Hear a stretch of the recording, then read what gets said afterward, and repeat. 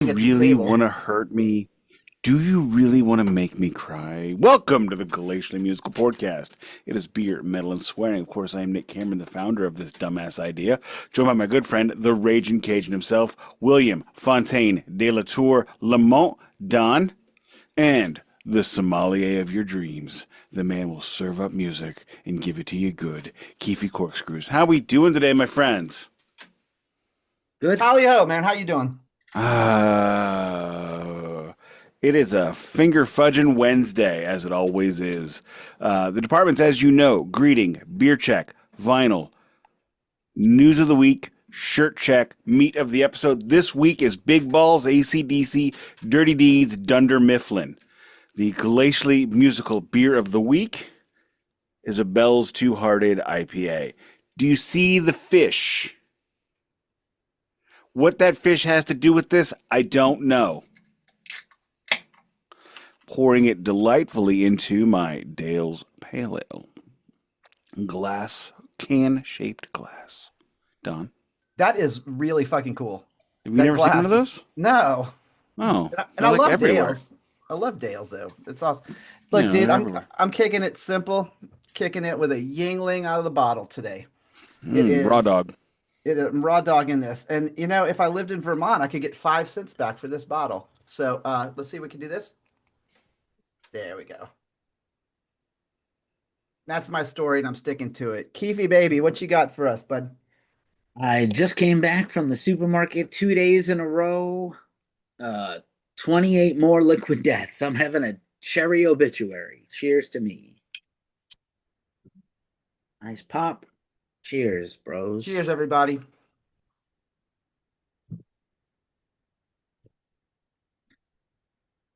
Ah, damn it. I said thickwood legs, but nobody heard it because I was muted. Fudge. Wait, is that considered cursing? No, thickwood. I said fudge. I'm talking about chocolate. You said GD. No, I didn't. Yes, you did. I said consarnate. He would never say such a thing. I love Jeebus. How you like that? Me calling out people for cursing too early. No. Okay, so I'm expecting like 4 records from Keefy and 2 from Don. Get to the post office, gentlemen. Yeah, I'll get to work on that. But actually, I'm a little more concerned about last week's. I went back and listened to last week's podcast, and Nick was talking about challenging us to dance off or something. He's like, "Y'all want to dance? I will do a dance off. I'll do a dance off to save the universe, bro." Well, it'll be what? I mean, it'll be a low impact dance off because I played hockey and I got bad knees now. So it's like one foot will have to be on the floor at all times. Well, for me, it's not going to be low impact. You know why? Because I got my good buddy here, Michael Flatley from Lord of the Dance. He's going to fucking take you on. Oh, come on. 7 minutes, Don. Don sending records too. Good. That was never. It was 7 minutes. No. Yes. Oh, no. Okay. Will you take payment in 45s? No. Okay. 10-inch, yes. 45s, no. Jesus Christ, Don. I'll never give you 10 inches. You wish you could. I do. Good Lord. All righty. My vinyl check. I'm pulling another one out from the original Trauma Dump.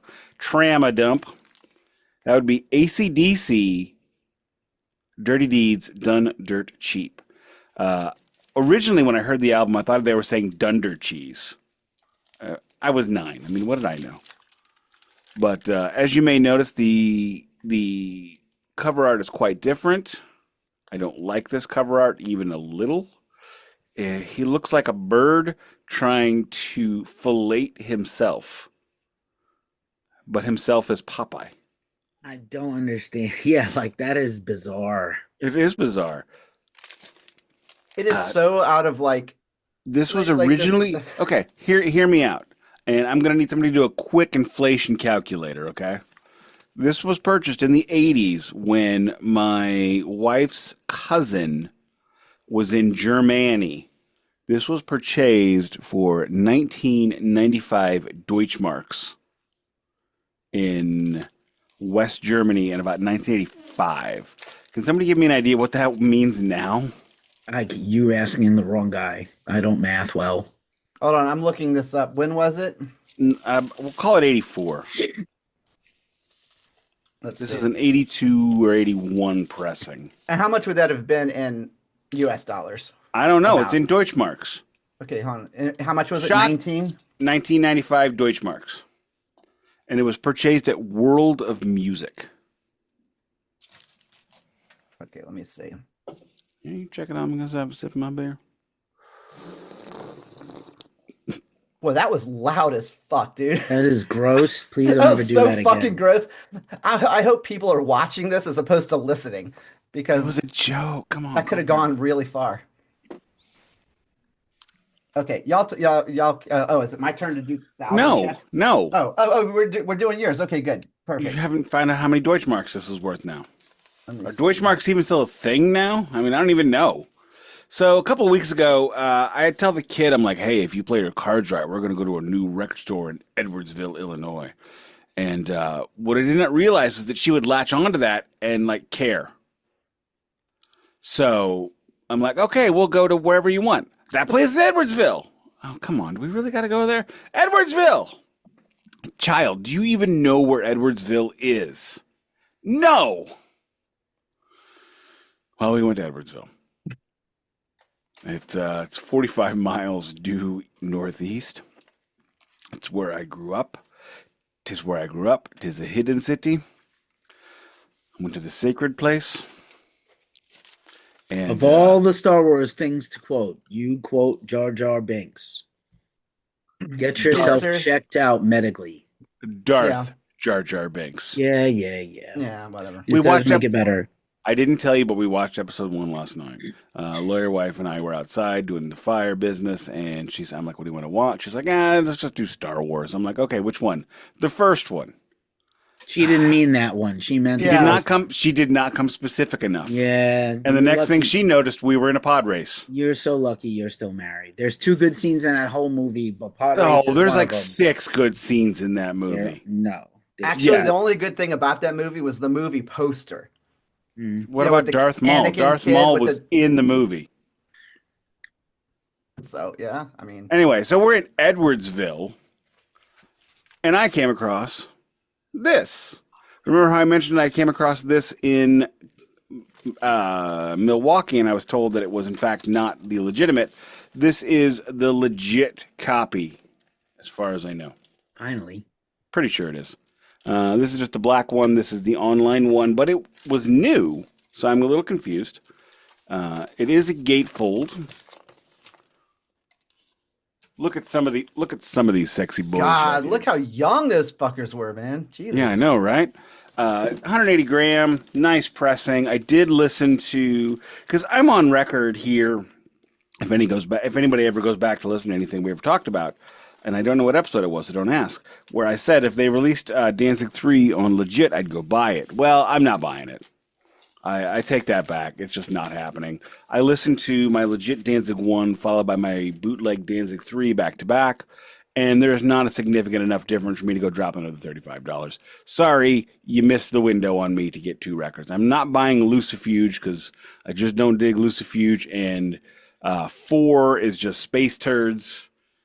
And the other albums, I assume, also have songs on them. You're up, Don. How many marks are we talking about? How many All Deutschmarks? right, here we go. Here we go. So the 19 Deutschmark conversion to US dollar is approximately $11.41.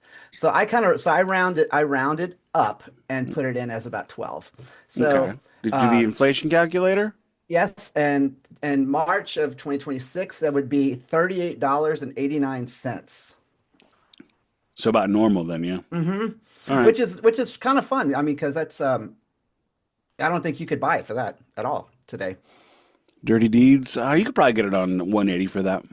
You could yeah, probably get a prob- repress about 32, 33, I would imagine, because it's not something they can charge a premium for because there's so many copies of this thing out there. That's yeah. All right, what you got, Don? All right, let's see. I got a twofer this week. So first one I picked up, I'm super psyched about this, was I picked up Moon Duo, which is they're kind of like a psychedelic, like electronic / synth duo. Great stuff. Nothing exciting, just a plain black vinyl from Sacred Bones Records, and I'm thoroughly enjoying this one. This is definitely like mood music to listen to, like, and you know what I mean by mood. So yeah, And I guess my other one too is I'm actually really stoked about this one. Was that my buddies over at Fresh to Retro messaged me and said, "We know you love your psych rock stuff, so we have something for you." This is a Nuggets compilation of original artifacts from the first psychedelic era, 1965 to 1968, and it is absolutely beautiful. It's such a good album. It's got the Electric Prunes, it's got the Strange Loves, the Vagrants, the Magicians, 13th Floor Elevators, the Crying Shames. I mean, it's just great stuff. So that's really good. And I do have one more thing to check. I forgot. This is not vital, but my good friend Gianna over at her shop on a whim had these awesome Bigfoot clocks that's got like the little swinging legs, like he's walking, so I had to pick up this. So yeah, it requires 2 AA batteries, not included. Were batteries ever included in certain Yes, toys? Stompers came with batteries. Because Anybody else remember Stompers, or is it just me? what is that? They were they were like little battery operated cars. They went on one penlight battery, as we called them back then. Now a double A. Pretty sure batteries were Oh, included were in they like those. they were like Like they were little? like 3 times the size of like a Matchbox car. Not a Hot Wheels, but a Matchbox. Matchbox were bigger. The match? Yes, yeah, They're yeah. about as Okay. big as they were about as big as my fist is. I have a small fist. I mean, a small fist, big other things. Keefy, you're up. What size shoe are you, Nick? I think it's a legitimate question. What's your sneaker size? 9.5. Okay. How about you, Don? Don's looking around. 11. 11. Yeah. I knew he was 11! past 11. 11. Oh, by the way, the kid finally saw This Almost explains Famous so much. and Spinal Tap. I told her on like Saturday, like, if you wake me up, if we get up early, we can watch Spinal Tap. She's like, how early? Like, I don't know, 7, 8, or 8, 9. She's like, yeah, I could do that. She gets up at 8:05, comes into the living room where I'm like kind of sleeping. Dad, rise and shine. Time for Spinal Tap. Which was the You- beginning of a wonderful day. Good for you. Like, that sounds like murder to me. I was already half awake. I was trying to decide if I was going to go get some coffee or not. Fair enough. I Spoiler, I got mean, coffee. go to the kitchen or go out for coffee. Go to the kitchen. Oh, wow. Coffee's expensive, bro. It is very expensive. I thought you were hoarding coffee like about 6 months ago. I don't We remember. stopped doing that because they realized they could charge more for the coffee, so then the hoarding was not saving any money. Fair enough. Oh. I'll say this. I've had a very strange and not great week, but I did some decompressing last night as a form of self-care, and I reorganized my record shelves, which I still have to reorganize again when I move in a few months. But discovered I have doubles of things I wasn't realizing because I probably misremembered not ordering something and then ordered in a panic. So one thing I didn't double order that I have for the first time on vinyl is the 2025 repress of Opeth's debut album, Still Life. I love this record. It's in the gatefold with all kinds of goodies. This is from... Can you hold that cover up one more time? Because that is beautiful. Sure. Yeah, it's Oh my gorgeous, right? God. Their we- artwork is like primo always on their albums. Always. Yeah, so the gatefold on 2 discs. I think it's only like 7 songs on the whole record. But it does have some of their classics, The Face of Melinda, Godhead's Lament, Benighted, White Cluster. So The Face of Melinda, these are classic first album Opeth things, or second album. And I will just have you guess. It came with inner paper sleeves with lyrics, an additional inner sleeve sheet, a Peaceville catalog that is clearly a reprint of something that is not good anymore. And officially, I have the hype sticker here. It is on 25th anniversary pressing on Splatter vinyl. This is their black and death metal era. I don't know what pattern you'd call this. They're identical, all the 4 sides. This is a very deep. What do you think, Nick? Corpse grinder splatter. Oh, okay. Very specific. Because you know what he does with blood. Sure, he comes blood. Don? Well, I was gonna say Lucifer Anus. Lucifanus? Look, Chalky starfish. dude, this shit just writes. See, Nick, now that was funny. That That pretty was funny. fucking funny. Even though Yeah. I am funny. was no longer your turn. You're marginally funny. I will also point out the label is beautifully. There's sort of like the faint gray Opeth O logo behind the word Opeth in red script that matches the red on the splatter. Very nice. That's my vinyl check for today. Opeth forever. Opeth series maybe next year. Yes, definitely. News check. I will start her off. I've got a double newsies. I got Big Four of Thrash and Big Four of Thrash adjacent. The big news this week, of course, is Slayer has announced a reuniting again. I don't know if you want to call it a reunion or what. I just think Slayer is going to be doing 3 or 4 shows a year and just in perpetuity. But they have agreed to do 2 shows, and they're going to play Rain and Blood in its entirety. And it's been a long time since they've done that, and I support the crap out of that. Will not be going personally, but is what is. My other slice of news is Jason Newsted and the Chophouse Band have announced they're calling it a national tour. I'm going to call it a tour of the mid-Atlantic states because it's closest it gets here is like Knoxville. And also, I don't know what Jason Newsted and the Chophouse Band play. Is this him playing Newsted? Is this him playing Metallica tunes? I mean, what is it? Who even is the Chophouse Band at this point? None of those things. He is not playing any metal with the Chophouse Band unless he newly adds metal songs to the Chophouse Band. He has done like David Bowie covers and acoustic stuff and Echo Brain songs that he co-wrote, and no Metallica and no Newsted solo stuff. If he had the Newsted band, that was his thrash band, that would be a lot more interesting. I loved the Newsted band, but you know what? We didn't get it. Apparently, an Ampeg dropped on his shoulder, so we don't get to have that anymore. What you got done? All right, well, so I got 2 pieces of news today. So rest in peace to Traffic co-founder Dave Mason passed away. Man, say what you want, man. I've always thought Traffic was a badass band. Like, definitely translates to a better band live than hearing them on the albums. But Mason was awesome, and so it's a bummer that he passed away. But guy had a full life. He was 79, so rest in peace to Dave Mason. And my final piece of news is that original Foreigner singer Lou Gramm says Mick Jones is, quote, in the end stages of Parkinson's disease.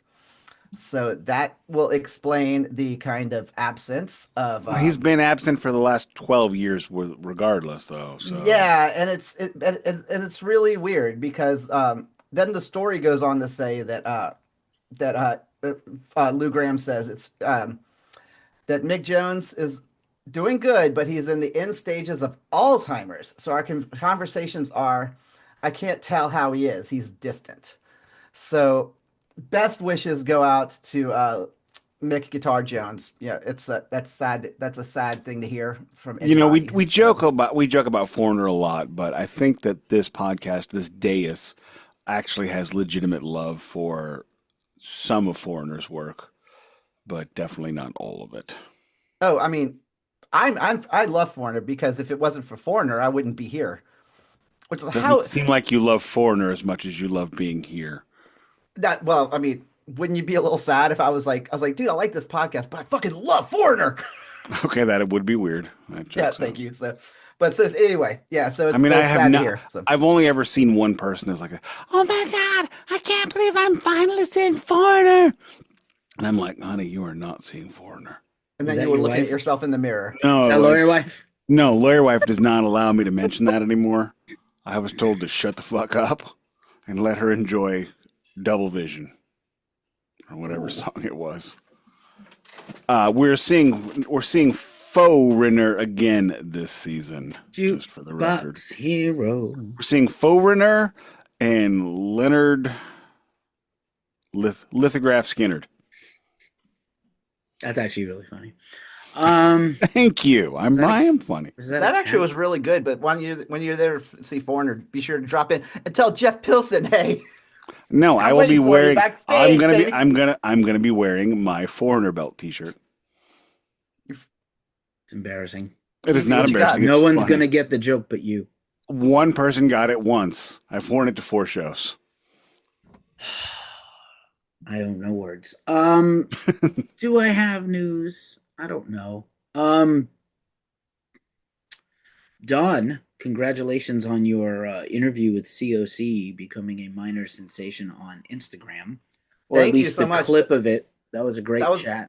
that was a fun interview, man. He was He's a blast to talk to. Yeah, Bobby is really cool. I'm proud of him. I like that he's got the right vibe about coming in following Mike, who is a beloved member of that band, no longer in the band, which kind of makes me sad because that means they're going to do like fewer of the things that Mike would have like instigated to do. So that kind of makes me sad. But we're going to talk about Record Store Day next week in the Chaser at length, but I did want to say that I attended Record Store Day. I did get two of the three or four things I was looking at for potentially. I have many thoughts to share next weekend. I have a lot to say about Record Store Day. It's going to take me 45 damn minutes. Sure. And but yeah, needless to say, we all attended different variations and venues for Record Store Day. And yeah, jury is out on And entreaties and mistakes were made that day. well, That's all I'm whatever. going to say. That's all I'm going to say. Whatever. I will explain what mistakes were made. Sure. Don't get defensive. I'm not. It's not my Record Store Day. It's the Record Store Day. I'm not personally responsible. And I think that's it. I don't have much else to say today. I don't know. A little low Alrighty. energy. Moving on into the shirt check. I like kitties and beer. I learned once that this is supposed to say titties. That's right. That's the joke. I'm so pure. I'm like, I love kitties and beer too. I didn't realize it was a joke shirt. Don. Okay. I'm rocking my States of King Crimson shirt from the Radical Action tour, which I saw in Atlanta 2 nights in a row at We Variety really Playhouse. listen to some weird music on this show. I love collectively. King Crimson. That shirt is awesome. Dude, Jocko era King Crimson is like, I'm sorry, man, but probably my favorite stuff's is Wettin'. Like, I just think he's amazing. Interesting. Great You know, show. Great Not a show, not a great tour. Baloo person, I guess. No, believe it or not, people always think I would be because it's kind of jammy, but not really. No. Okay. And I'm wearing Imolation. I did go to the Imolation show. Deicide, Behemoth, Imolation, Rotting Christ. Drank the Deicide cocktail. Review to come. And Nick will be going, I believe, next week. Sunday. Sunday, this weekend. I realized it was Sunday, and I'm like, oh my God. I'm like texting Danny, what's our plan? When are you picking me up? I'm going to drink. It's like, who is this? No, Danny knows who I am. Who is on this call? New phone. Who this? All righty. All right, Don, set him up. Or how are we doing this? We doing the albums of the year? I don't think so because they put out 2 albums in the same year, and I don't think we'll be doing the same. I don't think we want to do them again, right? Yeah, it's the same year, which is Bizarre. All right. Who's okay? Let me get the football. I'll hold it up. Don, you kick it and get us going. all right. Ready? Are you Lucy? No, I'm not a dick.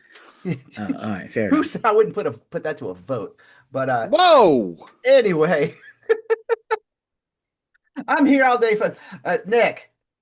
Your mother and I have been talking, okay, and we've decided that you need to go get another job because your mother's going back to actressy class. Why are you doing Jeff Walker as somebody from Brooklyn? Hey, Nick, your mother and I, we've been talking ever since I'm 25 years old. We've been talking about what you got to be doing with yourself. Hey, come on, you guys. Because I'm not allowed to do accents in my household because Lizzie That was says an I do accent, them, but it was an accent. You I do them terrible. You gave him a Bronx accent. I know, but that's what I'm saying is I save all my horrible accents for the show. Here's what it should sound like. Nick, your mother and I have been talking because you've got to get a second job because she's going to go back to actressing school. Right. Oh, I'm sorry. Are y'all still here? All right, ladies and gentlemen, dirty deeds done dirt cheap. All right, that was free. I think that last dirty deed. that came with a prize, folks. But this is an interesting album because we've talked about this too with the last album. Is that this era's discography with Bon is super interesting in a way that I've never seen a band handled like hot potatoes so much.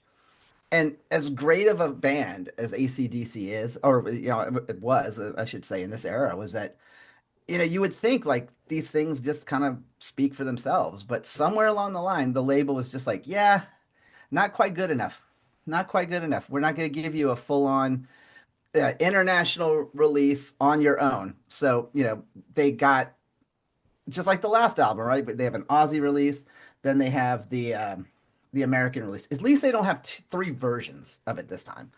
You No, know, just two this time. yeah, they've just got the two, and so and it's also the second album to have this lineup, which was Bon, Angus, Malcolm, Mark Evans on bass, and then Phil Rudd on drums.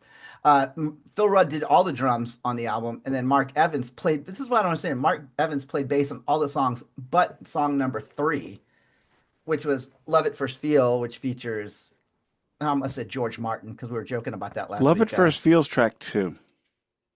I mean, I'm sorry. I'm sorry. I think I'm looking at the wrong. There's going to be some rocking from the Aussie release. Sorry. So quick question, because I think this didn't come up previously. There's the I listened to the American version. Probably, well, you think you did, but not according No, I to did. what you just said. There's the Australian version and there's the international version. Right. I listened to the international version. That's what's on my phone. Okay. Okay. Yeah. Because the only difference between the two, which oddly was the Aussie release had Rock in Peace and had Jailbreak on it, which is so weird that the song Jailbreak ended up on an album, but yet songs from the other album ended up on 74 Jailbreak as an EP. 10 Makes years no sense. sense. Yeah, They also had some longer versions of the songs, which I don't need. Yeah, Love at First Feel is actually not on the Aussie version. Yeah, and neither is Rocker. Rocker and Love at First Feel are not on the Aussie release. And the Aussie release has R.I.P. Rock in Peace. Yeah, and then Jailbreak. Yeah, and Jailbreak. So yeah, which is interesting. Super weird, but so stupid. At least it's not two albums combined to be well, one. It's not. It's stupid, but it's not. And here's why: because the band. Well, first of all, we talked briefly about this. They were almost dropped, even despite High Voltage doing well. They were still almost dropped. And when the record label heard the Aussie version of this album, even with Jailbreak, they were like, Bond sucks and this is terrible. We're not putting this out. And Seriously? then somebody went back and was like, look what, like they invested $25,000 in the band. Look how much we sold at High Voltage. It wasn't like incredible, but it was impressive. And they still hadn't played America and they really hadn't made a dent in Europe. Give us another chance. They're like, this record is unlistenable. This record was put out. Actually, the international version came out in December because Atlantic thought it was going to die. Yeah. And so the actual Aussie version does come out in September. So they actually had a record in May and September. Right. And they had actually recorded a whole EP's worth of material that they scrapped and comes back later as different parts of songs, including a whole lot of Rosie later on. But like they were this close. After High Voltage comes out internationally, then the version we know and like, they still were almost dropped, which is insane.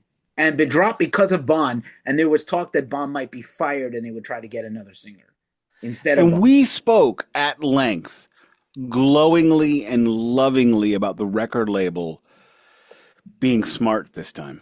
Give them 2 weeks. Yeah, and I think the other thing too is kind of echoing what Keefy just said was that this is also where it gets confusing, kids, is that the international version of Dirty Deeds did not come out in the States until after Bon Scott died. Yeah. I mentioned that last week. Yeah. So it's none of this makes super sense. weird that the Aussie version came out in 76, then they wait till 81 to put out. This is just like the weirdest handling of a band.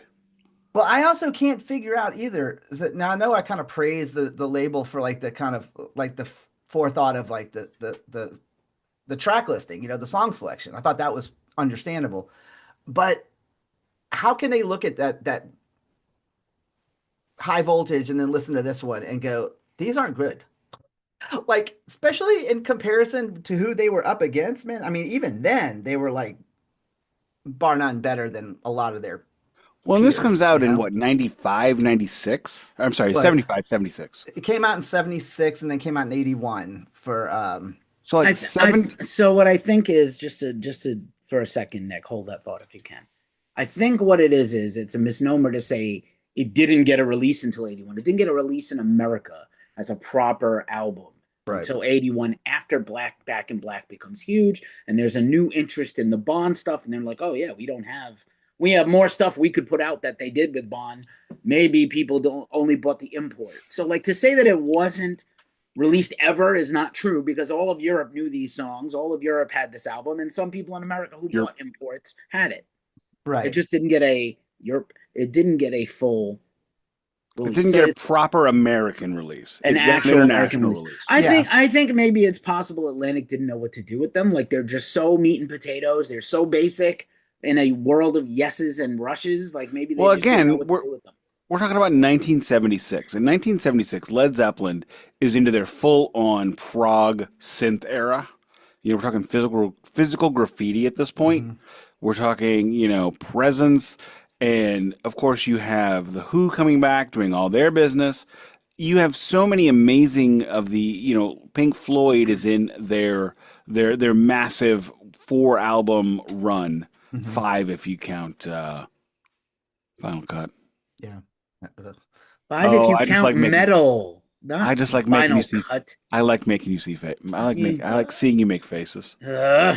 But that is Come on, actually Final Cut is the greatest record by Pink Floyd from that year. okay. From Not even. not even. Dude, sorry. No. A collection of great dance songs. Yeah, exactly. Yeah, dude, yeah, sorry, but the year checked in and it refuses to acknowledge the final cut. But you guys did make a good point in this too, because I think listening to this album now, like we're listening to it, in hindsight, kind of like knowing what we know now. But I feel like looking at, I mean, like punk was still going, right? And then prog was taking off.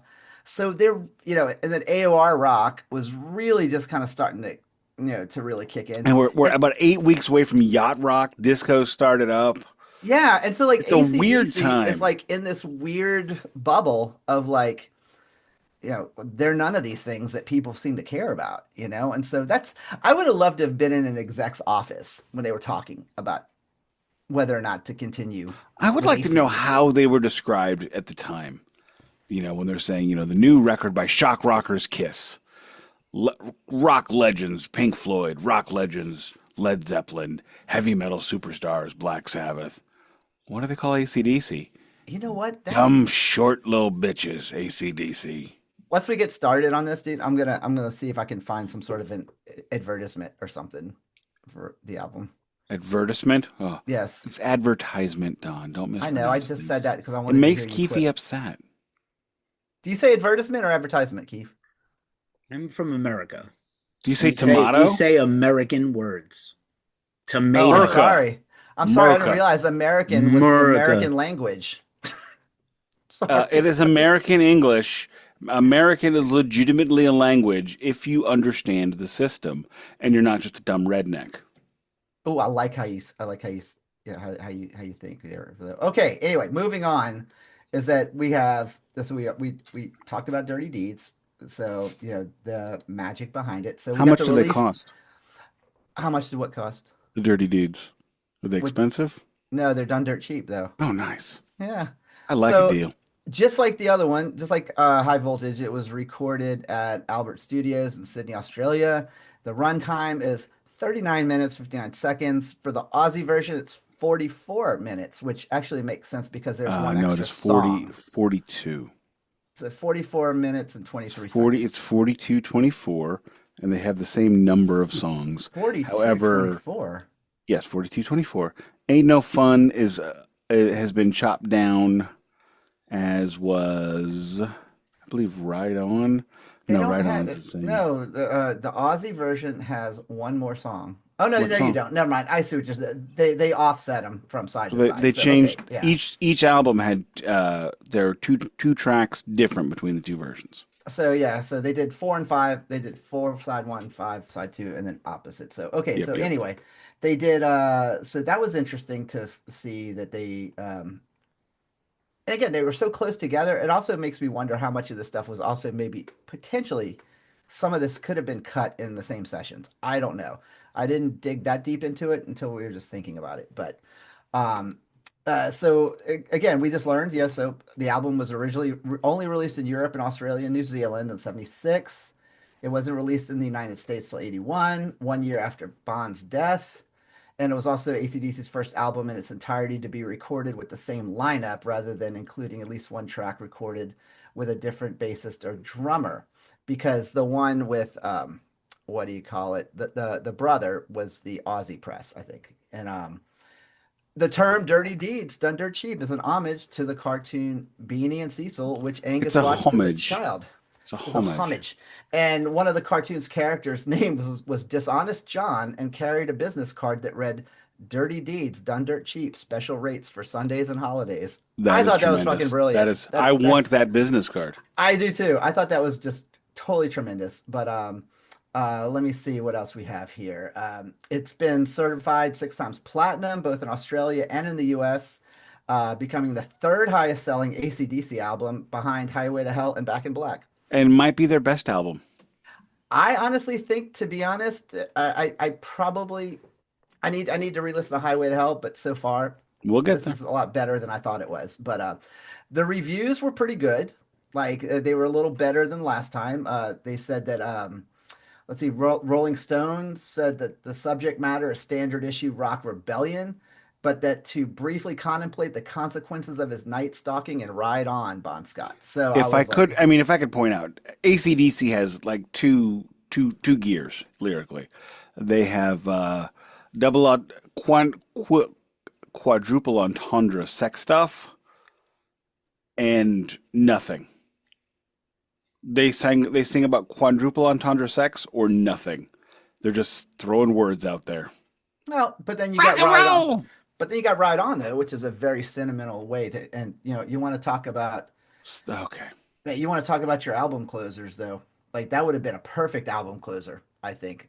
I Oh hated my that it God. wasn't. We're not That would there have yet. saved me 6 minutes. Stop jumping ahead. Sorry. Yes, shit. You're Okay, also so forgetting that they aborted recording in England with the whole band, which was their first taste of going to England. And I don't know if you know this, like there's an entire international kind of I don't know what you would call this, but Glaswegians, right? So they're Australians, but there's a term for people like Scotland and English people that go like maybe move to Australia in their youth and then come back home or There is a vice versa. player on the Blues right now who was born in Wales but was raised in Australia. Interesting. Nathan So Walker. similar to Tom Osman of Ghost Code. So anyway, but I might have that backwards. So yeah, they tried to record an EP in England that was supposed to be their demos, and it was scrapped for being bad. And again, like Bond is terrible. How do we get rid of him or drop the band? These are the conversations happening. So they might have been under some pressure. I don't know if these words got back to them through the brother George, and apparently a fourth young Alex co-wrote some lyrics on this record. I just wanted to kick that in as an extra bone note. that's Continue, Don. oh, and real quick, I They're was just called gonna, pommies. They're called Pommies. pommies. I was also or going to point whinging out pom. too that the artwork that on Nick's version that he has was actually done by Richard Ford over at EMI Studios. I had no idea that this was done by Hipgnosis. Did you know Hipgnosis. this? Yeah, it's a much better Hipgnosis. cover too. Yes, it's so good, but I'd never really even thought much about it. But this is it says it's a 76 pressing, but it's a cutaway. And I bought this in like 85. So I don't know if this would be considered first press if I bought this in 85. If you bought it in 85, it is not a first press. It is Okay. likely a double. And that is not a 76 pressing because it has the 81 cover. Oh yeah, it's because it says copyright 76 on this. That's why I was Right, that's curious. just The copyright of the music is music. music. Yeah, I highly That's what I recommend going thought. to watch the Storm Thorgerson and Hipgnosis documentary. From I a haven't few seen years that yet. ago. It's That is so an good. incredible doc. And by the way, I thought you guys would appreciate this. That apparently 13-year-old Don went and corrected the lyrics to Problem Child because they were different from the version off of If You Want Blood. So I Oh actually darn. made corrections. My copy does not have the lyric sheet jacket, and I don't know if it's because they didn't put it in the second press, which is not uncommon, or if it just didn't have one. It did Yeah, come with a nice static inner sleeve, though.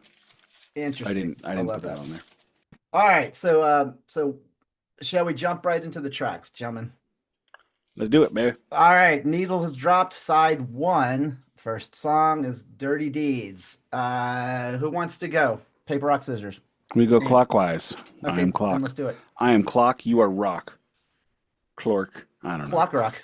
I love it. What can be said about Dirty Deeds Done Dirt Cheap that hasn't been said? This is the first double entendre song where it's not about freaky sex stuff, which is nice. We finally get a great witty track by Bon Scott. The wordplay is amazing. The music is amazing. The performance by Scott, and this is why we miss him. I love Brian Johnson, but he does not have half of the flair and personality of Bon Scott. And Angus has pulled a Roger Waters ever since we lost Bon, trying to rewrite Bon's lyrics.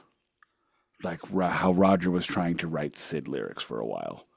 But then Roger realized he wasn't good at it, so he wrote Roger lyrics. However, we still get diminishing returns of Bon Scott lyrics. Keefy.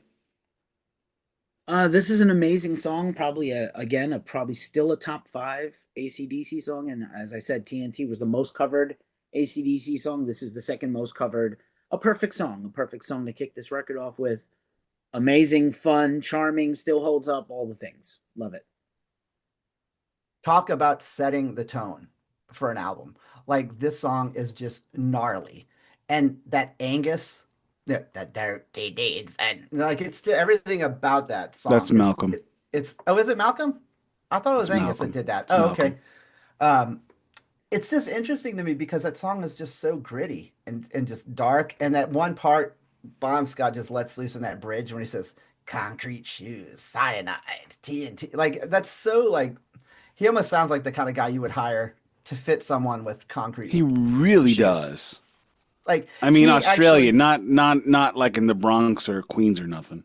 no, but he took on the role, which is again something that I felt like Bon Scott was always able to do because as undeep as the songs are as AC/DC, they always seem to have a character to them, like a character in the song. And Bon, for some reason, has a way to kind of embody that character, you know. So I love this song. I think it's a 10 out of 10. So Next time it's shallow. It's not undeep. undeep. You I want said to say undeep. undeep. Okay. I want to right. say undeep. Okay, I can say Pradeep. whatever I want, dude. It's my fucking album. I think it's ACDC's actually. Oh, that's true. All right, it's track 2. We have let's see, we have Love It First Feel.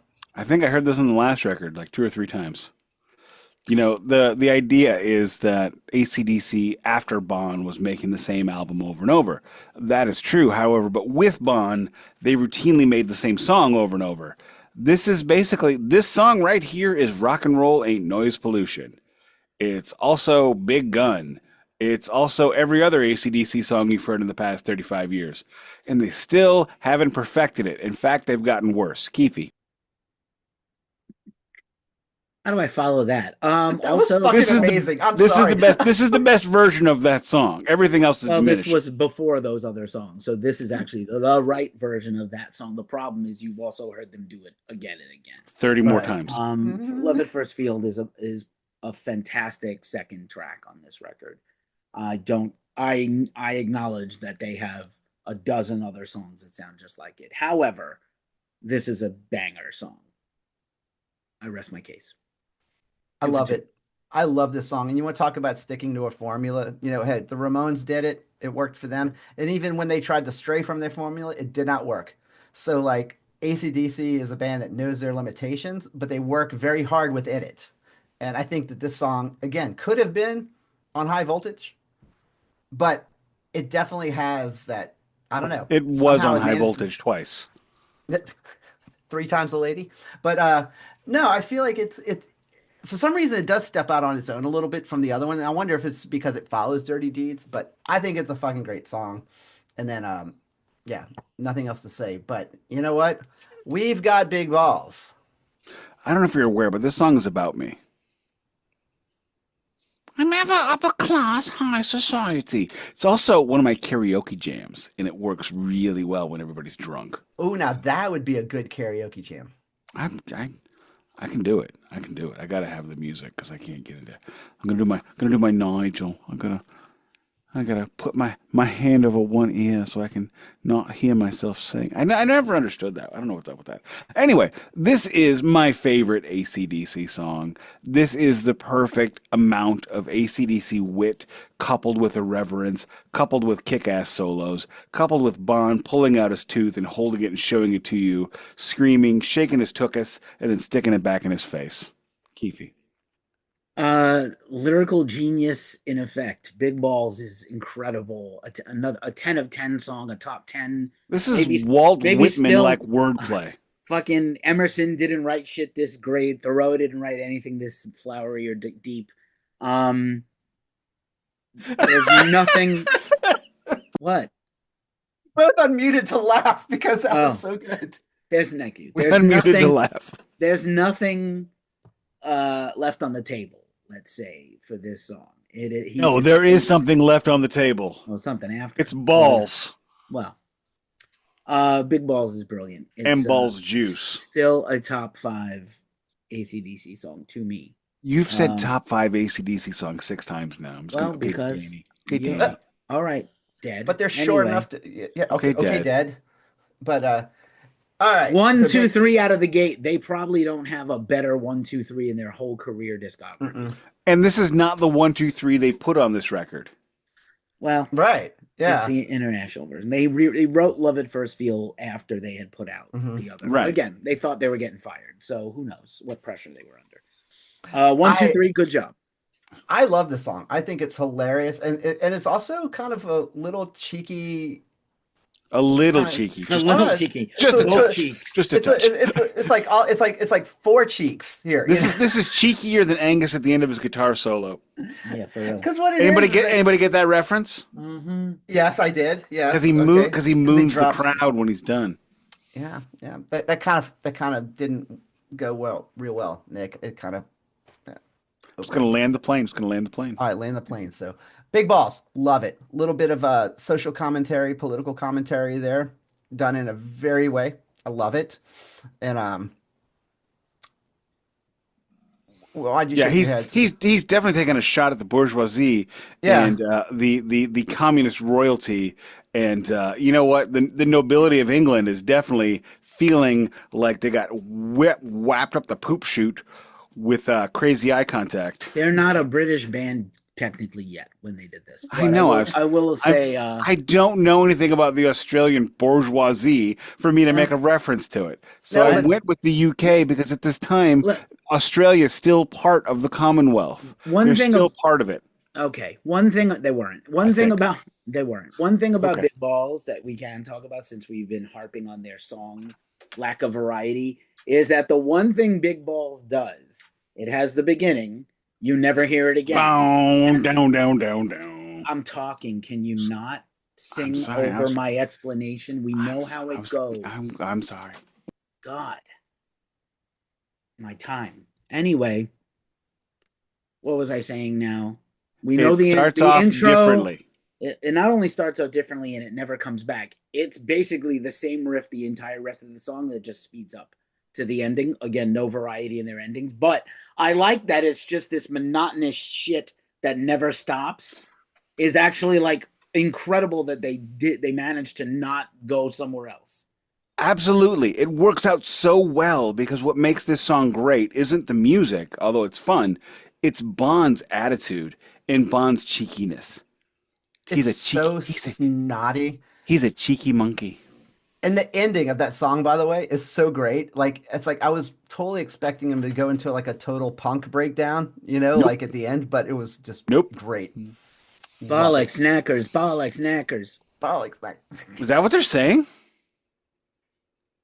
Bollocks. Like, seriously, is that really what it is? Knackers. Knickers? Knackers. Knackers. I thought they were saying ball shaka. No, No, I'm serious. I'm not kidding. I'm also not kidding. Angus, friend of the show, if you're watching this, please give us a call and we'll gladly have you on the show to discuss this with us. I'm not sure if Angus is a friend of the show yet. Angus is totally a friend of the show. But all right. Colonel so Angus? moving on, we got The Rocker. I'm sorry, not The Rocker. It's just Rocker. Nick.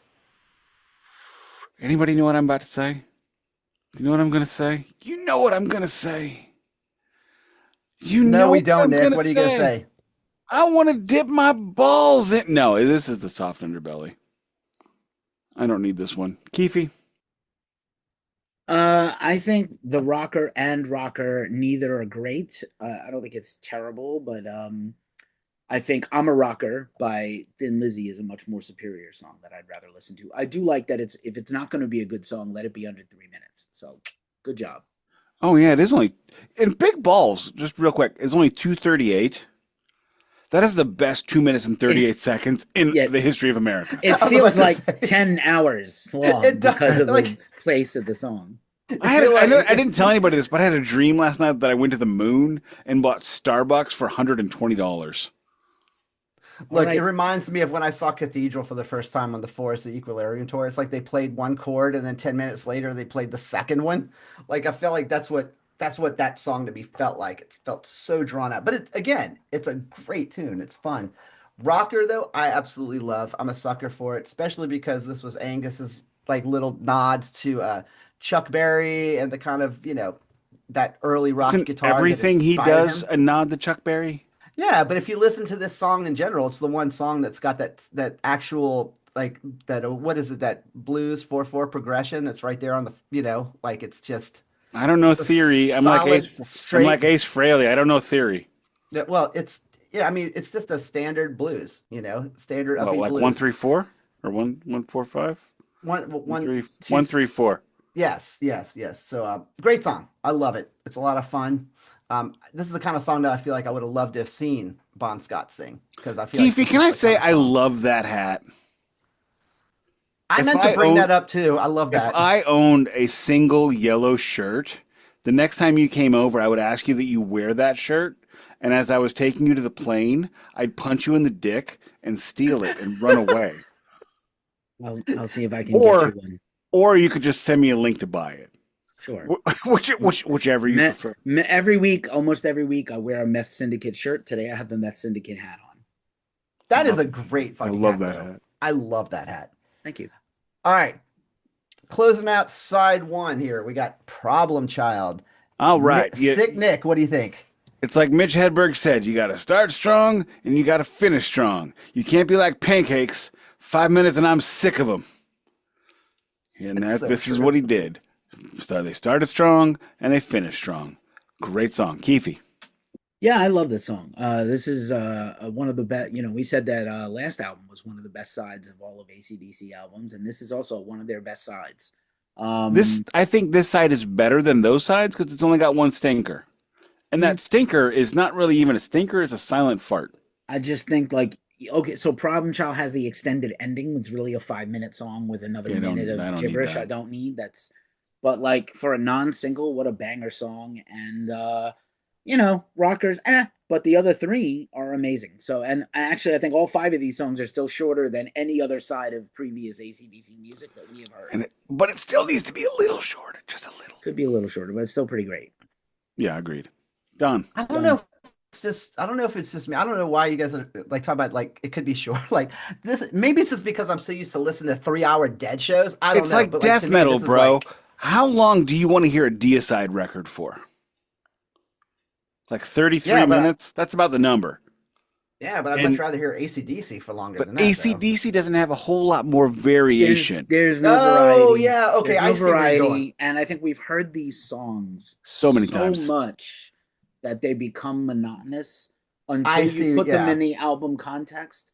And as a person that we all love albums and we all love album playthrough things, I just feel like especially the non-singles, the non-hits could all be shorter because they're the non-hits. And they drag a bit. They drag a bit. Problem Child doesn't have that problem, even though it's No, it totally does not. Mm-mm. No. Continue. Flip the record, Don. All right. Well, so like I said, yeah. But you love Problem Child, you said. I love it. I love it. I think it's a great I don't trust song. anybody who doesn't love this song, Okay. except for Lawyer Wife and Child. Was this Hell. so you don't Oh my trust God. your The wife or your kid. kid? The kid Jesus actually Christ, told me Nick. like 2 years ago, we're driving to school and we're listening to Keefy because everything else is on commercial and they play like, Back in Black or whatever. And she goes, why is there such a global conspiracy to try to convince me that ACDC isn't just so fucking mid?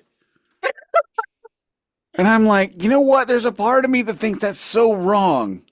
However, The kid might The speak last- the truth. the last 18 records, you're kind of right. And actually, before we flip From the record- mouth of babes comes the wisdom of gods. look, I don't know if you guys ever saw That's this. not an quote. expression. I just added that extra part in. That should be.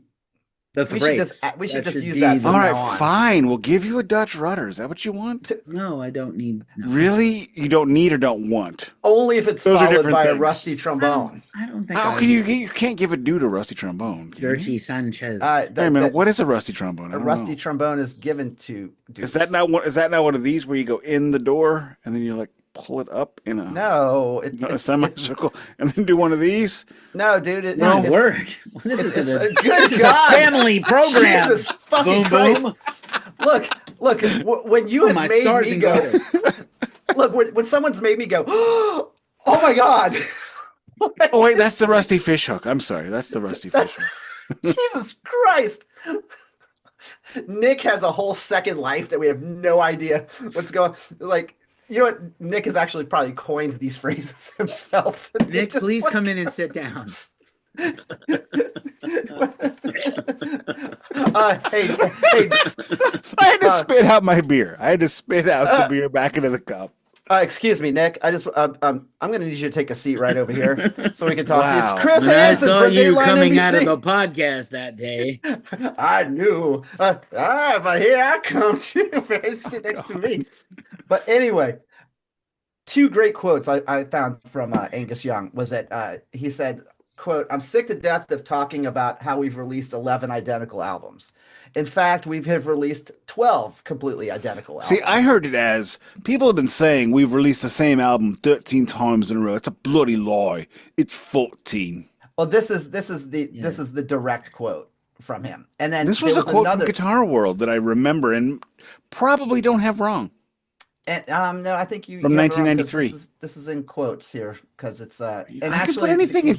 Look, he did here's another- what Don said. Look, see my quotes? Don in said, quotes. I eat my own butt. Okay, there was another one that said that Angus replied to a troll saying that ACDC music was made by a bunch of 17-year-old boys, and he replied with something like, "Who do you think buys our albums?" Which I mean, thought isn't it like actually like 15-year-old boys? I mean, like really smart ones, though. or ones who were getting started. I mean, early. how many dudes did you know your sophomore year of high school that could have written Big Balls? I It's like definitely one could have dude. written that Like one. you could not, you liar. Dude, I will send you some These are lyrics pretty- that I wrote when I was in high school. You will Okay, be Don, surprised. we don't know. If you do that, I'm going to send you my poetry, and then we're both going to be embarrassed.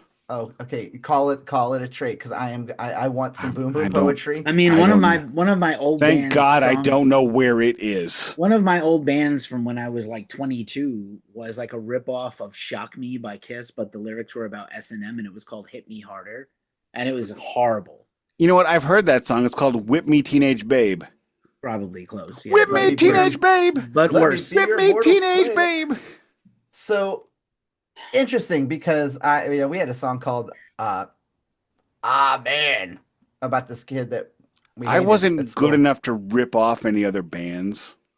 We weren't couldn't either, play so their that's why stuff. we were such a shitty band. We did do a Let's pick it up. we did do a cover of Joan Osborne's "God Was One of Us," except we didn't play any of the music like it was accurate, and I just played 3 notes. Dan, dan, dan. That was it. Fantastic. Cool. Let's flip the record. All and right, move on. side 2. We got "There's Gonna Be Some Rockin'." Boom, There's boom. got to be some inspiration, Keefy.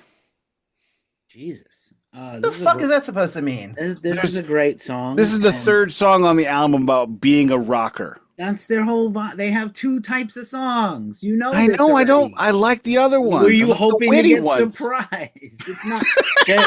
Don't you think? Hold on a second. Like, were you expecting like an Edgar Allan Poe? Not. It's like Once this is upon one a called. midnight dreary. This is one called The Rockin' Raven. Listen, bro. Here we go. Normally, this is the rocker, but Bruh. this week you're gonna get Casca the Amontillado. Bro, seriously, all the wittiness of this entire album is contained in Dirty Deeds and Big Balls. I know. I know. So this is a song about okay, rocking. I'm Other kidding. songs are about fucking or hoping to fuck or finger fucking underage people Or getting shampoo for your pubes. whatever it is Because of the crabs and crayfish. crabs. So seriously, you need to lower the bar a little bit more. Don't choke on your beer. There's going to be some rocking. It's awesome. It's 3 minutes and 18 seconds. And again, it does what it says on the tin. No? I had to spit it out again. Quit snowballing your own beer, Nick. Really? Jesus Christ. 37?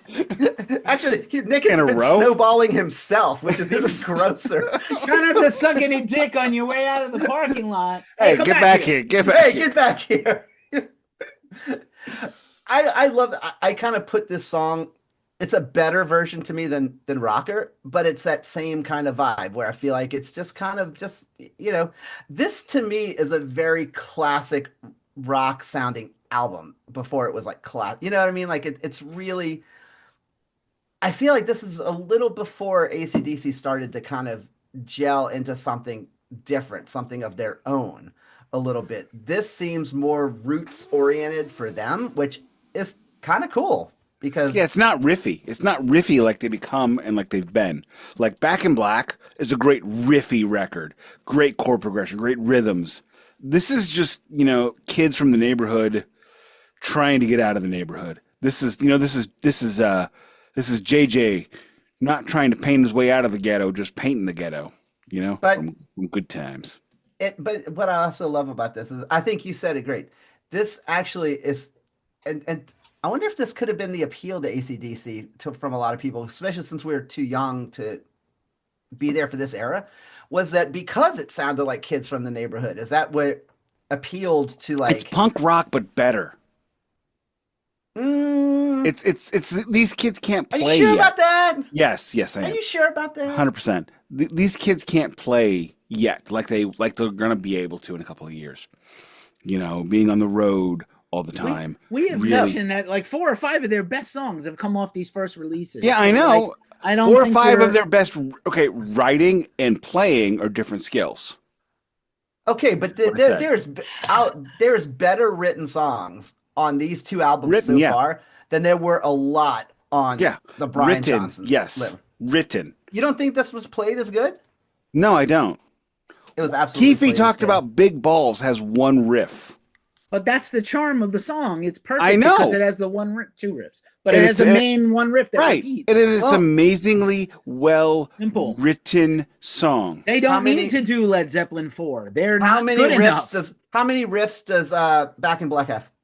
Like 7. One. It has more than one. No, it's got Dun- the what? It's got. Dun-dun-dun. Nah. I think it has technically down, 3. down. I was gonna say it's got the 2 because it's got the one with the Well, that's chorus, the but then outro it's riff got the is different. outro. Yeah, it's got plenty of riffs. But still, I mean, And they're I don't know. better. Okay, is there any song on these 2 records with as good of a riff, which is as good of a main riff as Back in Black? Absolutely, yeah. The ones I Problem just- Child. all I'm of sorry, them. my Dirty brain. Deeds. Oh, yeah, okay, I'm gonna shut up because my brain Yeah. blew up because you guys Yeah, are good. so. You're insane. You're Yeah, like yeah, okay. absolutely. Why am I the crazy one always? I don't know. That's just how it goes. It's a Man. question to ask for your therapist. But listen, And wife. here's the thing. Let's dial it back for 1 second. We shouldn't be spending this much time debating the merits of the band we agreed is a classic band. They Fair do enough. have some stinkers. They're a better band right here than more interesting and better than Kiss. If you took away the makeup and the Kiss Mr. Aura, they're I don't better even than think you. Kiss. I don't even think you need to take that away because right now we're on Great Expectations era. Exactly. So Exactly. That says everything. But here's the thing. Let's just say it like this: the classic rock era, after psychedelia and after hippies. So post Hendrix, post Doors, blues-based rock. Everybody wants to be Zeppelin 1 and 2, right? Deep Purple 1, 2, 3, 4, right? So Rush starts out like Zeppelin, bad Zeppelin, very bad, Very not bad, good, very bad. marginal at best, and then they became an incredibly great band. Yes, had some flowery hippie notions. They were trying to be a blues rock band with some jazz. Then somebody cool. gave him soap. Whatever. Genesis different. Floyd different. Floyd did this already, been and done. Did this early on and got it out of their system mostly. So like this is the template for classic rock. Is this basic bitch blues, white boys doing blues, they're blues heroes, interpolating their blues heroes, mostly copying and ripping off with a few variations and very little credit. And so like there's not a lot of variety here. There's just not a lot of variety here. This is it. This is the best they could do is there's going to be some rocking and it's an okay song in the middle of an otherwise pretty good album. And you got to just let it be. Can I ask you a question? Sure. When you said there's going to be some rockin', were you using the title or were you explaining the record? Both. Because I'm that good. Whoa! Wow. Okay, Malcolm in the middle. Wow, that was like a little too much for my brain to hold right now. Well, there was that's like 7 minutes of exposition about the second song on the Flip the Record part of the album. And the song that no one has ever about. talked this much about this song ever. Not even them. Never. Not even never. them. No one has reflected this much on I think they spent about 6 minutes on this song, which was writing and recording. This is like that show. You remember that show Critique that the Doors were on? They played the Soft Parade in its entirety. It's like three guys talking around like so let's talk about there's gonna be some rocking. It's like how many after the rocking is over, will there be some rolling? I don't know. Will there be rocking and rolling? Because if they don't do Thin the Lizzy rolling, and not the ACDC. ACDC can only do the rocking. wait, they don't scream can't the rolling? They don't do. Yeah, no, Barely. no. All right, Okay. Ain't No Fun Waiting Around to Be a Millionaire. One of the longest fucking titles. Boom, boom. What you got? It takes 3 minutes to say the title, which is about how much they should have taken off the song. I do not need a 7-minute AC/DC song in any context. This album is for AC/DC, tight 39 minutes, but it would be an extra tight 35. And I found 3 minutes we could have lopped right off the top right here. You want to know what's fun about that? This song is 32 seconds shorter than the Australian version. I know. Why? It's the shorter Should have version. kept going. I was Should've just kept going to say going. that. Like, why Should've was that kept the going. cutoff point, right? Like, why was that the That was probably a natural place to fade or something. I had something to do with the sides because the Australian version is 42 minutes and 18 minutes per side is like the magic number.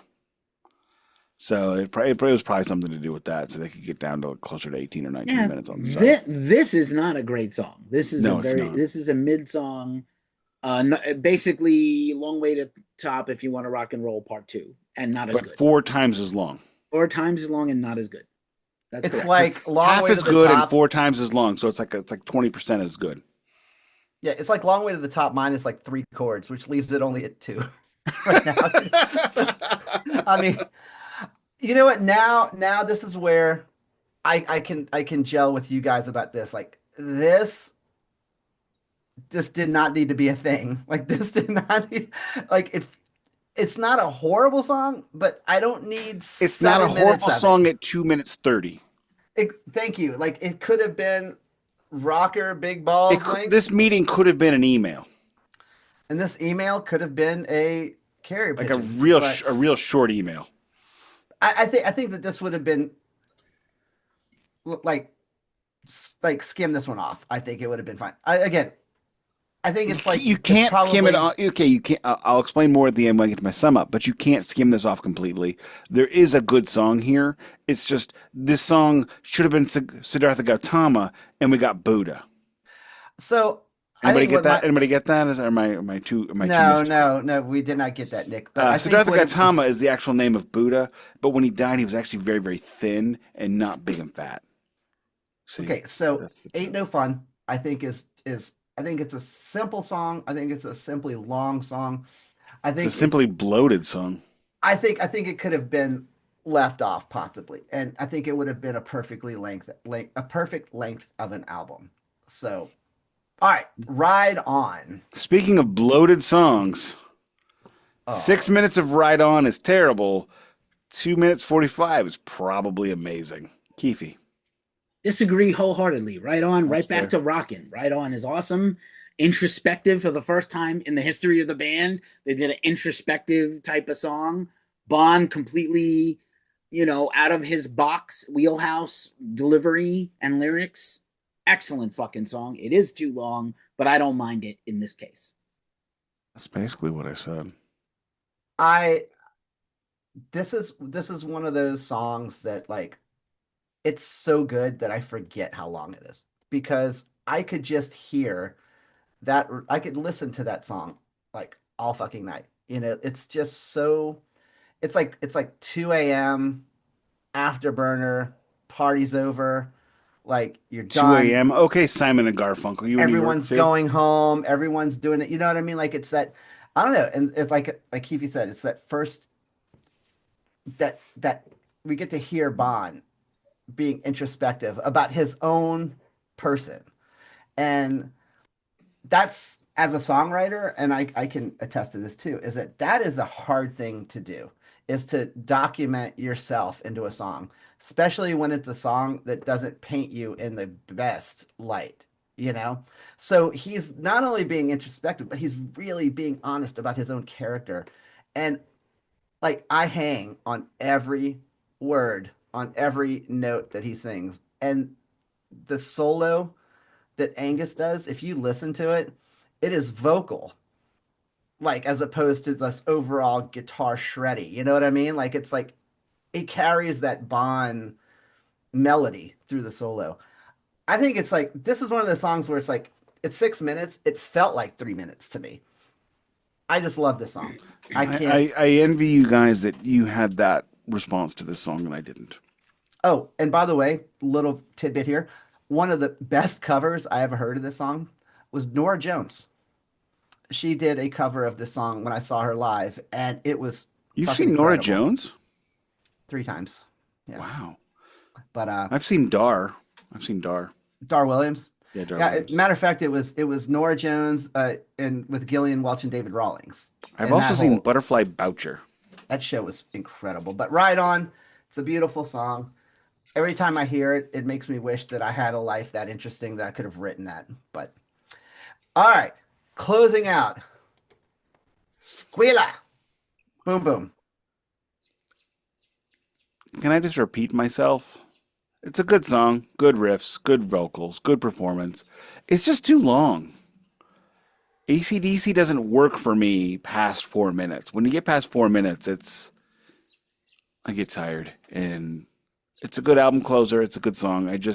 This album is just, in my opinion, if you shaved it down to about 33 to 35, I think we might be talking about one of the all-time great records of all time, You which said is all time redundant. twice. I know. I'm saying I was redundant. Come on. Let me kick myself in my own dick. It's redundant to say you're redundant. Kick your own dick, Nick. Don't kick me in the dick after I've kicked myself in my own dick, Kick okay? yourself in the dick. Just one time. Just one time. All time. One time. You ever get kicked right in the scrot, like in the Grendel? It's a Did terrible I ever tell you thing. about the time I got whacked in the nuts with a hockey ball? That sounds horrible. That It was sounds. it was 3 hours of, oh Wait, my God. I got Well, about the my biggest best- pair you ever seen right here, buddy. Wait, a hockey Bear. ball? I'm so confused. Yeah, You whereas ever my playing buddy street hockey in the ball Yes. in the street. It's Yeah, Oh, red, street brown, hockey, rubber okay. and ball. my buddy like sat in the chair playing my video games while I was in the fetal position, telling me how much my game sucked. Thanks, I Nate. thought you were going to say your friend was sitting in a chair playing with your balls. No, there is no That's a story I want to hear. And then my There's- friend gently cupped my aching balls. Next week's Dear trailer Penthouse. next week's trailer is going to be Nick reading Penthouse letters out loud. There is no scenario that I wanted anybody touching my balls after that situation. Fair enough. May I continue? Oh God, please do. I need you to now. Squealer. Are we talking about my balls? So talking about Squealer. Squealer Okay. rules so much that they originally had it as the opening track of side 2. Squealer is incredible. It's not too long. It's actually maybe the most underrated non-hit deep cut ACDC song. It fucking rules. I love this song. And it's a little inappropriate. It's a little Chris Hansen, you know, it's a little bit Christine 16. But it's a great song. That's the whole brand. That is their whole brand. Oh, there he is. You got to talk, Don, for people to see him. Keefy. No one else can see the three of us This until is Chris Hansen from Dateline NBC. Why does Chris Hansen have like a 16 head instead of a 4 head? Anybody know why? I have no fucking clue, but I was thinking about Can that. I just say too. that is the best what is up puppet with you've them? made in terms of like the shape? I think it's I- Ed Pilsen. No, it looks like he's got like a zoot suit on. It's just like that angle. oh, is Oh, that amazing. cut. Oh Yeah. yeah, you know what it is? I thought it was like the David Byrne suit from like Stop Making Once in a Sense. lifetime. You know, where he does the whole like. This is not my beautiful wife. Chris Hansen joins the Cherry Poppin' Daddies. Friend of the show, Chris Hansen. Oh wait, Bon Scott wants to know: did someone say cherry poppin'? Oh, Oh. where's that finger been? Smell it, Don. Oh. I found out where it's been. It's been at Miss Gazzari Dance in 1988. Hey, what's it doing, baby girl? She was like 9 years old. when he 9. She was died, like 9 then, yeah. when he died. So, Squealer, I am going to side with Keefy on this one. This is one of those songs that it is so fucking dark, and like for its subject matter, it's a contrast. You know what I mean? Like it's like, oh, it sounds dark, but it's really disgustingly dirty. This is the only song on this album though that I felt like could have been on Highway to Hell. Like it's got that kind of dark. Kind of what is that Night Prowler, that kind of vibe to it, you know? It's that very dark. What album is that on? I don't even know. What, Night Prowler? Yeah, is it not Highway to Night Hell. Stalker? Is it Night Prowler? No, it's not. Oh no, is it now, I don't know. now you got me wondering, because now I just think know that it's- Richard Ramirez was named after that song, but he was named the Night Stalker. it was called Night Prowler. Okay, fair enough. So but And it's not on this record. it's on Highway to Hell. But anyway, I think that this is one of the songs that I love it. It's bookended perfectly. It's got like tension. I don't know. To me, this is one of those long songs that was actually thought out, as opposed to like Ain't No Fun Waiting Around to Be a Millionaire, which is just long to be long. This actually has somewhat of a, So you I don't feel other long songs on this album were padding, whereas this was intentional. oh yeah, 100%. I think that this one was like an intentional like I length. still think it's too long. I'm sorry. I absolutely love this song. And I think that closing out with this was like super strong. I still think closing with Ride On would have been even more powerful, as odd as that is. But if It you were would have gonna- it would have been better. It would have been better. well, you know, it's interesting that Ride On closes out the Who Made Who compilation. And I think that's where I think about it, is that when I think about that being a closing song, I just remember hearing all That's those a just- compilation. I didn't even know that. Sorry. yeah, it's the soundtrack to Maximum Overdrive. I haven't seen Maximum Overdrive since the 80s. I think I saw it when Do it you know came that out. story where Stephen King called up the band because he wanted their music on his soundtrack so bad that he sang them? He sang every word to what song was that? Because he sang it like he had it playing. I think like, Ride in the On. ba- He had it playing in the background. Of all and then things, Ride On is his favorite ACDC song. and he sang along with the whole song, and they were like, "All right, yeah, cool." Who It's made just Who back is when he was awesome. drinking 2 cases of Coors Light at 9 in the morning. Who? Stephen King? Yeah. I'm sure he was Possible. doing a lot more than that, to be honest. Hey-ho! If he was singing ACDC songs to ACDC, I'm sure you were doing a little more than drinking. But anyway, great album closer. It's To Know What Comes Next. I feel like this is what, I didn't even think about this, being that I thought it sounded like it could be a Highway to Hell album. It's almost like this is kind of a hint at what's to come next. What's next? Highway to Hell. No, it isn't. The album, dude, not the song. It's Let There Be Rock. That is a live album. It is not. It is too. No, it isn't. Let There Be Rock is the soundtrack to the movie Let There Be Rock, which is a live film. Fourth studio album by rock band ACDC. Well, then You how might is have that? that wrong. I have it, and I'm looking at wikis. I think Let There Be Rock, the movie, came later as a thing for. Oh, that's what it was. Okay, that's where I'm getting confused. Let There Be Rock actually was later after that, because I feel like that was going into the Highway to Hell tour, is what it was. So anyway, long story short, I think it's a great album. I think it's a great song to go into where we're going next. I think it's some of Bon Scott's best work at this point. I think he came into his own as a vocalist. I think earlier on he was still trying to find his footing as a singer, because I mean, again, he came from a prog rock background, and I think that singing the kind of whiskey soaked barroom fight blues thing was kind of not his forte right away. And I think that on this album, it sounded like he owned it.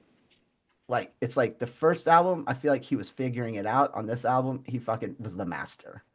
And I think that if you listen to him back to back, as similar as they might be, there is such a huge difference in confidence, in delivery, and just the overall playing. It's grittier, it's dirtier, it's more like, we don't give a fuck. Watch this. And I always thought that AC/DC was a band that really didn't give a fuck what people thought. They were just going to play what they played, and people were going to like it or they weren't. And I think that that is no different for this lineup. And if anything, this lineup set that mood I for would the agree with rest of Brian Johnson's life. Only Brian Johnson dropped the torch and it extinguished at some point. But this is a great album. I love it. I enjoyed it way more at 52 than I remembered enjoying it at 15. So that. Same. That's exactly what I would say. I understand it better than I did when I first heard it. Keefy, any sum ups? This just further cements their legend. Let's say even with the middle and throwaway 2 long songs, if they had two albums and 16 or 17 songs at this point, I think it would have been interesting if Jailbreak had been on this other version. Again, very interesting that Rocker or The Rocker and Jailbreak are both songs by both AC/DC and the much superior Thin Lizzy, in my opinion. But I think this is an excellent to solid to excellent record in spots. They're still kind of becoming who they will be, but 3 or 4 of these songs are just some of my all-time favorite rock songs, not just AC/DC songs. Completely agree with that. Completely agree. Don, do we have a set list? we do have a set list, and this is Let's talk about actually that. this is actually really interesting too, because this is they did not hit, they have still yet to hit the States. Their primary focus at this point was the UK. So of the 91 shows they did on this tour, 61 shows were in the UK, which is 61? 61 shows. Holy hell, that's like one show per million people there. That's like tours- that's a 300-day tour in the United States. It's We're insane. trying to break this band in the UK. They- So I mean- hard, so hard and so long. And they were playing, they were trying so hard to break in. That's that, got to be I mean, the easiest tour schedule though. It's like you're just going one town over. It started on October 27th of 76. It ended on March 20th of 77. And the venues, this is where it got really interesting. You want to talk about a band trying to really bust in, is that they played everywhere from universities. They rented out ballrooms and dance halls that were able to be doubled as rock venues. And eventually, at some point towards the end of the tour, they were playing civic centers and town halls. And then by the time the tour was about to wrap up, they were playing Hammersmith Odeon and the Rainbow in Oh, London. that's awesome. That's awesome. So you take a thing like that, like Hammersmith, the Rainbow, they were probably going to London and playing like 2 or 3 shows at 3 different venues, and then going to the next 30 ones. and then going 30 miles away and playing 2 more shows. Exactly. Yeah, I mean, That's great. I'm sorry, because England is the size of my state. Missouri is not the biggest. It's not the smallest state. We're probably in 34 or 35th percentile in terms of states. But they have 70 million people. We have 8. So that would, My Swedish friends are always shocked when I would tell them that I was going to drive, 6 hours back to Atlanta oh, to that's how see the Duncan is. show. Duncan can't believe how And far. they were Like, we're like, driving to Baltimore in a few months. you're driving 6 hours and you're going like just to Atlanta. And they're like, we can go to two countries What's in in like 6 hours. What's in Baltimore that you're driving there? Yeah, It's it's on not a top of record store. seeing there will be a record store. I figured they would. I'm meeting a baby, and the child is going on some Oh, college tours. yes.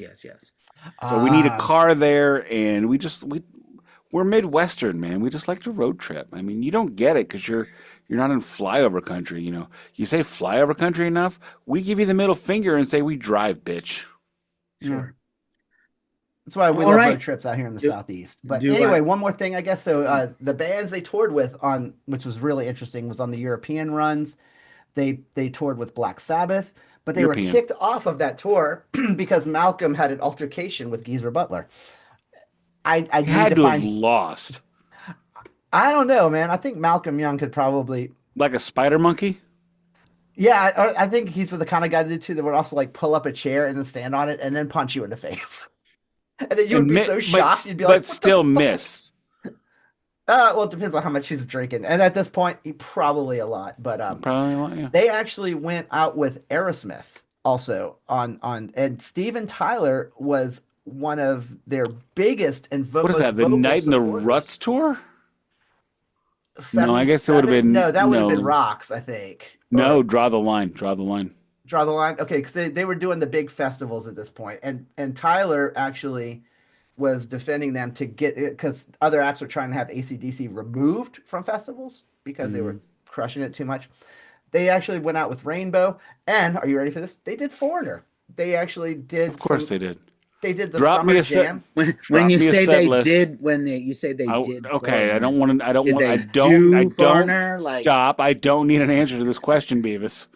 all right. Were there slots? How many were there slots as far as the eye could see? We don't need Well- a Foreigner set list, bro. We're not a Foreigner podcast. No, but you know what though? Every time No, they did it, we didn't get the ACDC set list. Oh, I we know, but every time they did it with Foreigner, it felt like the first time. Yes, indeed, y'all. Blue Lou. Okay, set list here. They opened with Livewire, then they went Problem Child, Sin City, Gone Shootin', Bad Boy Boogie, High Voltage, The Jack, Whole Lotta Rosie, Rocker, Rock and Roll Damnation, Let There Be Rock, which is interesting because some of these songs we have not heard yet. So On they an didn't album. play Rock and Roll Creation. Jesus Christ. They didn't get stuck in the pods, no.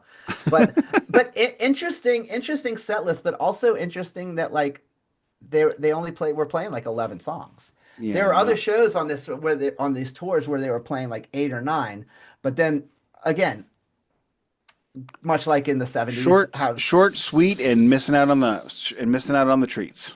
Well, in the 70s also bands didn't always stay on the same tour. Like they Yeah, would do well, yeah. they do 5 shows with Sabbath, they do 3 with so and so. So I think a lot of times also depending on whether it was like a stacked bill or a Hey, everybody's just trying not to go home. yeah. Or if it was just like a one night thing, they would do 7, 8 songs. But Right. Can we get off this tour? We're the opening band for Black Sabbath. well, actually, and to be honest, they're probably crushing Sabbath because this is Sabbath in 77. This is Sabbath at technical ecstasy time. This is like Sabbath and like they don't know that they're Sabotage. They don't This know is what day it is. this is Sadbeth. Jesus Christ. This is Black Sadbeth. It's Black it's Sad Black bitch. Sabbath. All right, fellas. Keefy, wrap her up. I'll Yes, take, Keith, you I'll take us take home, us baby. home. You have been listening and watching, hopefully, the Glacially Musical Pouredcast, a ghost cult joint brought to you by the host Nick Boom Boom Cameron, Don Delamont of Southeast of Heaven, and Talking the Talk with Don, and I, Ghost Cult Keefy of ghostcultmag.com. It's the Glacially Musical Pouredcast. It does not play in Peoria, and ACDC didn't play in Peoria until June 4th, 1979, at Bradley University's Robinson Memorial Fieldhouse. How in the hell did you know that? That's Carver Arena. I looked it up. Called the internet, Nick. It's called the Robert- internet. Never heard of it. I don't think it's that same building anymore. Anyway, No. And there's a whole longer story about an urban legend where like they didn't play there for a long time, and then fans had a rally at the rock station to demand ACDC come back, and they're like, Well, "We like just haven't 18 booked-" people? I don't know. I It's don't know. Peoria. How many people could it have been? Like 30? Shit if I know. They were Like- scheduled to play like Like the Stevens' like the 17-year-old party. The entire classic rock club from Bradley University shows up, 8 dudes in bell bottoms smoking pot.